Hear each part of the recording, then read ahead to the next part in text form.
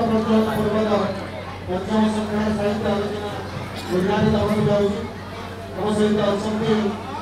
समस्त अति प्रिय कार्यक्रम मुख्य पूर्व श्रीयुक्त शारदा प्रशासनिक मुख्य वक्ता भाव डॉक्टर नटवर सपति जहाँ को समग्र ओडिशा रे जड़े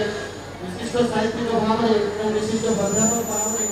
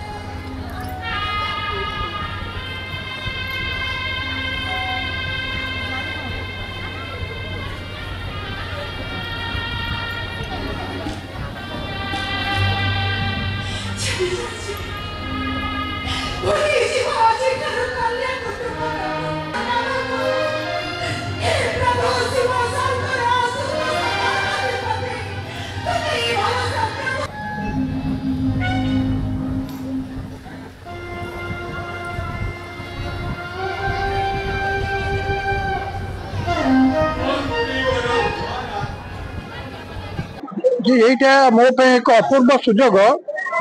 कारण महांगार जो संस्कृति से संस्कृति होची आमर भाषा जाति साहित्यर संस्कृति एवं ये जो बरपुत्र माने जन्म नहीं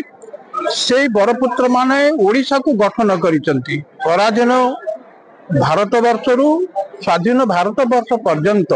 एवं स्वाधीनता परे मध्य आज की 180 वर्ष हेबो ए माटीरू बहु पुत्र बहु माने साधक ये माटी को धन्य करिसंती एवं सेमानक भितरे गणकवि होचंती अन्यतम मो विचार रे गणकवि लोकंक कथा कहूथिले लोकंक भाषा रे कहूथिले से जो साहित्य तैयारी करथिले ता होची प्रकृति रे गण साहित्य एवं गण साहित्य नाम रे आज अनेक लेखक अनेक कवि को प्रतिष्ठा दबा चाहते किंतु सेमाने गणर भाषा नाहंती गण जो भाषा रे चिंता करे जो भाषा रे कहे वैष्णव पाणी से भाषा रे ही लिखिचंती मु सेइति मान्यवर विधायक पाखरे गोटे प्रस्ताव रखिथिली जे गणकवि